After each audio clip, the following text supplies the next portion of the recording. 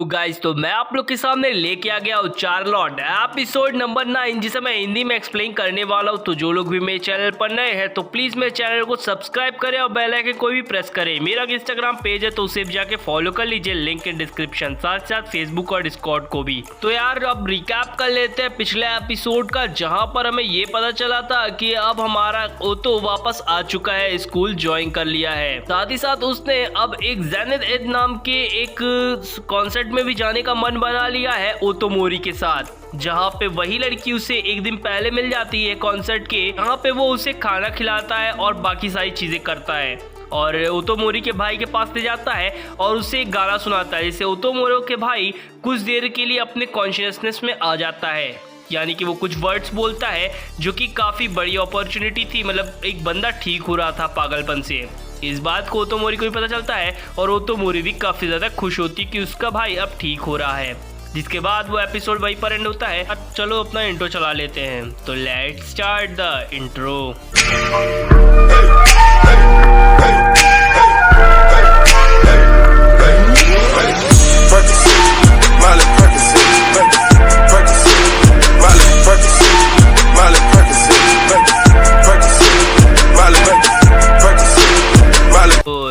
Episode की starting में हमें दिखाया जाता है ओतो को, जो कि अलग अलग तरीके के कपड़े को ट्राई कर रहा होता है। तो उसे कोई कपड़ा पसंद नहीं आता।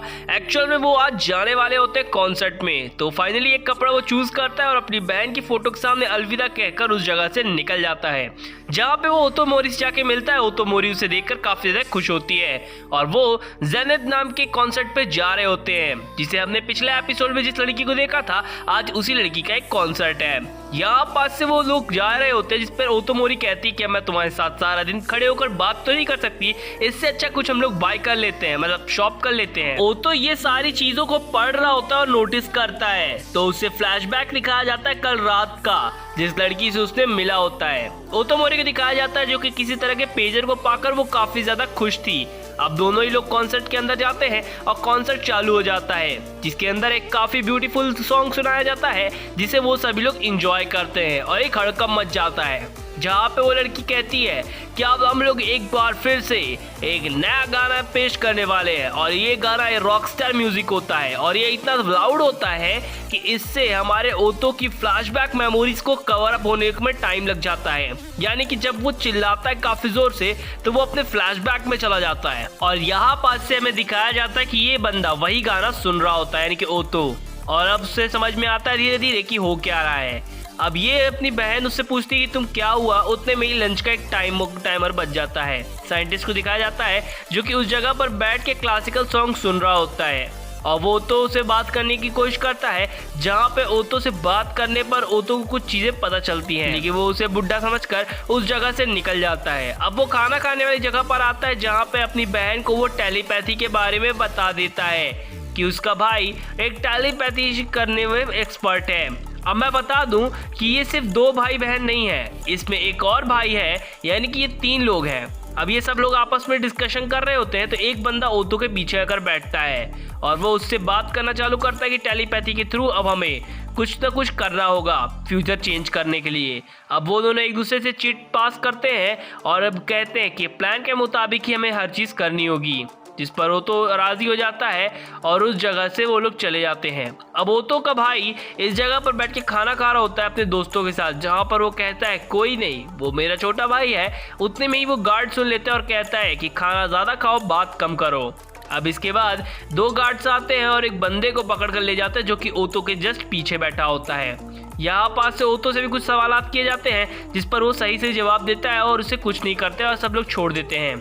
अब सभी लोग बच्चों का रेगुलर चेकअप होता है, जिसमें उसकी बहन भी होती है, यानी कि ओतो की बहन आयो। अब यहाँ पास से जब सभी लोगों का रिसर्च में कर दिया जाता है तो उन्हें आज़ाद किया जाता है, छोड़ा जाता है उनके रूम के लिए। लेकिन उतने में ही एक टेस्ट और लिया जाता है आयो का, जिस पर वो ओतो रोकने की कोशिश करता है, लेकिन ओतो पर इलेक्ट्रिक शॉक दिया जाता है, जिससे वो बेहोश हो जाता है और उसे एक कमरे के अंदर बंद कर दिया जाता है। जब वो उठता है तो पूरी की पूरी जगह हिल रही होती है। अब इसके बाद वो दरवाज़ा खोलने की काफ़ी बार कोशिश करता है, लेकिन नहीं कर पाता।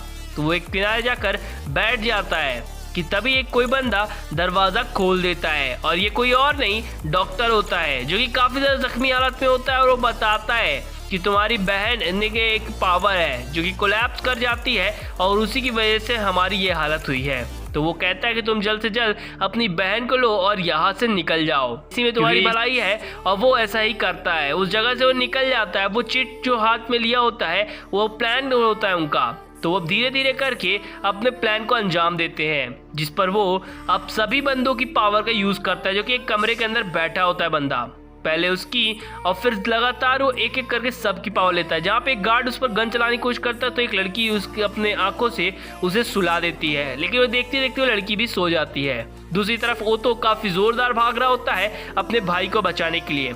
एक्चुअल में ओतो का भाई इतना पावरफुल है कि वो किसी भी टाइम को फ्यूचर में बदल सकता है। अब यहाँ पे उसके भाई को दिखाया जाता है जिससे वो टेलीपैथी कम्युनिकेशन करता है, लेकिन एक जगह फंस जाता है वो, जहाँ पे धुआं से धूल निकलने लगता है। अब एक बंदा आता है जो कि दीवारों के आर पार जा सकता होता है, तो वो उसे अपनी पावर दे देता है। अब यहाँ पे मैं आपको और बता देता हूँ कि ओतो किसी भी बंदे की पावर ले सकता है या फिर कुछ समय के लिए एक्सचेंज भी कर सकता है, और उसके पास टेलीपैथी पावर भी है। तो अब ये बंदा सब लोग अपनी पावर्स दे देता है ओतो को और कहता है कि जल्द से जल्द जाओ और फ्यूचर चेंज करो, जिसके बाद वो उस दीवार से निकल जाता है। अब देखते देखते वो कई सारे दीवार क्रॉस करता है, जिसकी वजह से वो थक जाता है, क्योंकि ये पावर ही कुछ ऐसी होती है। जिसके बाद वो अपने भाई को एक चुटकी में ही आज़ाद कर देता है उस जैकेट के साथ, जहाँ पे उसका भाई कहता है कि मेरे भाई की हालत क्या हो गई है। तो वो कहता है कि मैं फ्यूचर चेंज कर दूंगा। फिर वो कहता है नहीं, हम फ्यूचर चेंज नहीं करेंगे, हम इस पूरी जगह को ही चेंज कर देंगे। और ये कहते ही वो काफ़ी ज़्यादा ज़ोर से चिल्लाता है, जहाँ पे उसकी आंख चमकती है, जो कि देखने में काफ़ी ज़्यादा लाजवाब होता है। अब वो सीन दिखाया जाता है और इसके बाद तुरंत कट हो जाता है, जहाँ पे हमारा दोस्त ओतो उठ चुका होता है काफ़ी ज़्यादा चिल्लाते हुए, जिसमें ओतो मोरी काफ़ी ज़्यादा डर जाती है और वो उससे पूछती है कि तुम क्या हुआ। तो वो बताता है शायद मैंने कोई डरावना सपना देखा था। अब वो बताता है कि नहीं, कोई डरावना सपना नहीं देखा था। एक्चुअल में ये एक बच्चे की आवाज़ होती है और ये वही बंदा है जिसे उसने सपने में देखा था, जो कि कुर्सी के जस्ट पीछे बैठा था, और कहता है कि तुम्हें अब मेरे साथ चलना होगा क्योंकि अब तुम्हें किसी से मिलवाना है। अब यहाँ पास से ओतो इस चीज़ को समझ जाता है तुरंत के तुरंत कि ओतो मोरी जिस बंदे के ऊपर विश्वास करती है वो कोई और नहीं, उसी का भाई है। अब वो जब चलता है तो हमें एक ड्राइवर को दिखाया जाता है और ये वही ड्राइवर है जो कि आयो को लेने के लिए एक बच्चे को भेजा था और वो बच्चा नाकाम रहा था। अब वो लोग उस रात को उस जगह पर पहुंच जाते हैं उस ड्राइवर के थ्रू, जहां पे वो उसका भाई है ओतो का। अब वो एक छोटे से कमरे अंडरग्राउंड वाली जगह पर जाते हैं लिफ्ट के थ्रू। जब नीचे की तरफ पहुंचते हैं तो उनके सामने का नज़ारा कुछ अलग ही होता है, जिस पर ओतो मोरी कहती है क्या मैं फ़ोटो ले सकती हूँ। तहाँ पर वो कहता है कि नहीं, तुम ऐसा कुछ भी नहीं करोगी। जिसके बाद वो काफ़ी शांत तरीके से चलने लगती है। अब यहाँ पास से वो जब जा रहे होते हैं तब हमें पता चलता है कि ओतो का भाई ही ओतो मोरी को जब से लगा के रखा था पीछे ओतो के, जहाँ पे ओतो को गले मिलने के लिए कहता है तो ओतो मना कर देता है, कहता है कि अभी मुझे काफ़ी सारे क्वेश्चंस का आंसर जानना है और तुम मेरे लिए काफ़ी ज़्यादा स्ट्रेंज लग रहे हो, लेकिन मैं तुम्हें अपना भाई नहीं मान सकता फ़िलहाल तो। जिस पर वो पूछता है क्या इसकी याददाश्त वापस आ चुकी है, तो वो बताता है हाँ, इसने सपने में हम सभी को देखा है।